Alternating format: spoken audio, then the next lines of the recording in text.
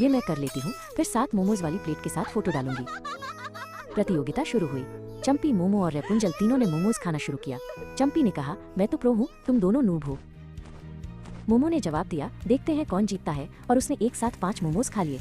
Rapunzel ने कहा, अरे ये तो मेरा वाला स्टाइल है। तीनों के बीच मुकाबला बहुत मजेदार हो गया। लोग उन्हें देखकर हंस रहे थे। एक ने कहा, देखो गंजी चुड़ैल, मोटी बिल्ली और राजकुमारी, वाह क्या कॉम्बिनेशन है।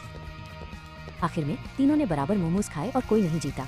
उन्होंने फैसला किया कि वे तीनों ही मोमोज की महारानी हैं।